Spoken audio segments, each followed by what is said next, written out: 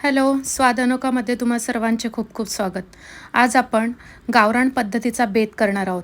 टम्म फुगलेली ज्वारीची भाकरी, त्यासोबत कांद्याची पात. चला तर मग रेसिपीला सुरुवात करूया. एक कढईमध्ये 2 पळी तेल घालून घ्यायचे आहे. तेल छान गरम झाल्यानंतर 7 ते 8 लसूण पाकळ्या छान ठेचून घालायच्या आहेत. लसूण पाकळ्या आपल्याला एकदम लाल होईपर्यंत फ्राय करून घ्यायचे आहेत, जेणेकरून लसूण आपल्याला कच्चा लागणार नाही.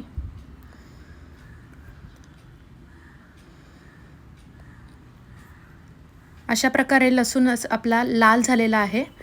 त्यावरती एक 4 ते 5 मिरच्या मी स्वच्छ धुवून बारीक ठेचून घेतलेल्या आहेत, त्याही यात घालून घ्यायच्या आहेत. मिरची आणि लसूण एकत्र तेलात छान फ्राय होऊन द्यायचं आहे. एक कांद्याची जोडी मी बारीक चिरून घेतलेली आहे. स्वच्छ आधी धुवून घेतली, त्यानंतर चिरून घेतलेली आहे.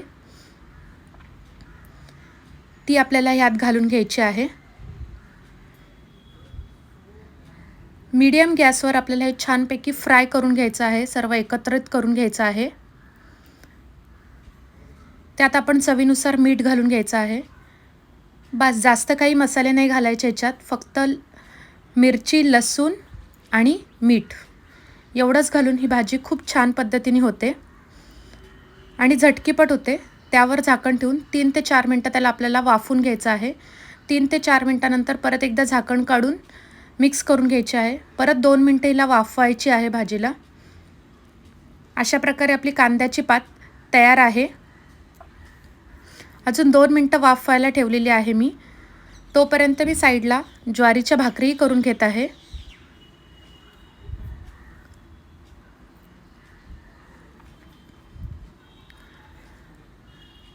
मस्त पैकी ज्वारीची भाकरी, त्यावर तुपाची धार आणि कांद्याची पात.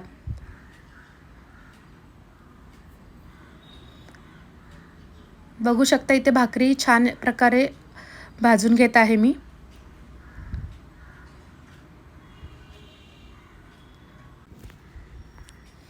अशा प्रकारे आपली ज्वारीची भाकरी, कांद्याची पात तयार आहे. रेसिपी आवडली असेल तर please like, share, subscribe. Thank you so much for your support.